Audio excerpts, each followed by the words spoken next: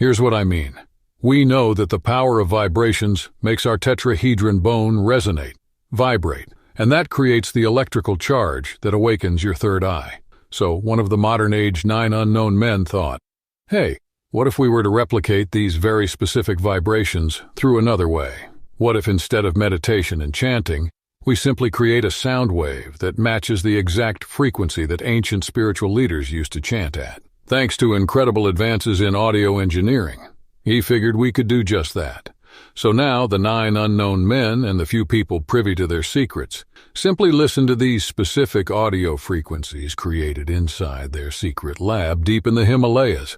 And the sound waves from these frequencies automatically squeeze the microcrystals inside your pineal gland, thus awakening your third eye, which means you'll attract all of the universe's abundance into your life without even trying. Because again, when your third eye is activated, it does all the work for you on a subconscious level. And while Rohit said he'd love to share these audio frequencies with me, not even he knows what they are.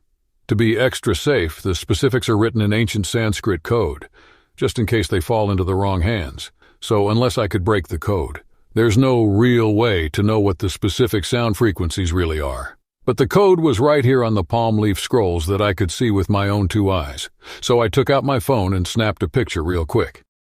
Even though I didn't know what to do with it yet, I knew I had to do something with this info. A few days later, I landed back in Philadelphia. I had these ancient codes to decipher, but no idea where to start. But then the universe intervened again, because on the train back to the suburbs, I sat next to a fellow doing a Sudoku puzzle. I'd never actually played Sudoku, so I struck up a conversation with him. I said that I'd never tried Sudoku because I hated math. So the man proceeded to tell me that Sudoku was a logical, problem-solving game, no math involved, and that all you had to do was to identify patterns and play accordingly. Jokingly, I said I had a code that needed to be figured out, and the man asked if he could take a look. I was a little taken aback, but figured, hey, what could it hurt? So I showed the man the picture of the code on my cell phone, and he started jotting down notes. I only had 10 minutes until my stop, so I really wasn't expecting much.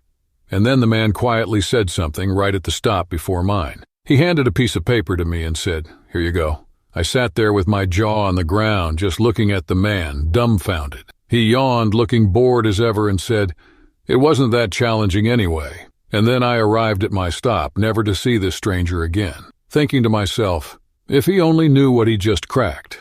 So I immediately called up my buddy who has a recording studio in Philly.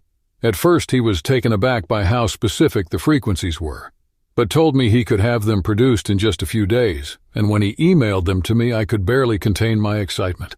I immediately popped my earbuds in and listened to the frequencies for hours. I did this every day for a week, and, well, nothing happened. In fact, my old truck broke down because of a bad alternator. And then I got a parking ticket because I had to leave it parked in the city overnight.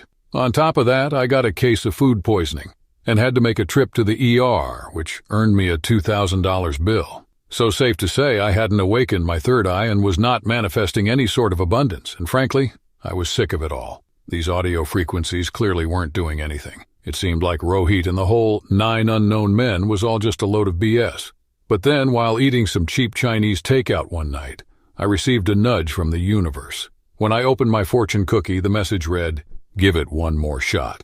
I have no idea what that would be referring to other than the audio frequencies. But am I really going to take this fortune cookie seriously? I was over the whole thing already, and I planned on watching the Flyers hockey game anyway. But when I went to turn on the TV, the cable was out.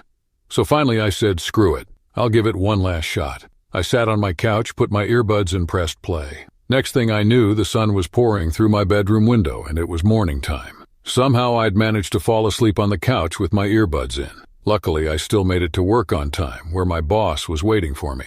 Oh no, I thought to myself, what now? But as it turns out, my boss was giving me a promotion, which came with a cushy office and a 60% pay raise.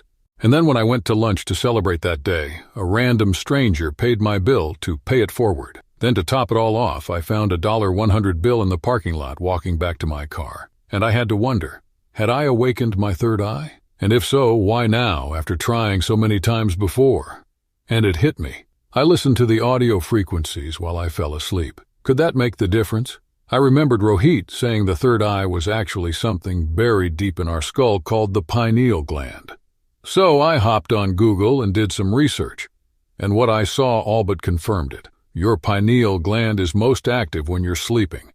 This must be why listening to the audio frequencies when I fell asleep worked when it didn't before. I decided to fall asleep listening to the track for the next few nights, and what happened was nothing short of amazing.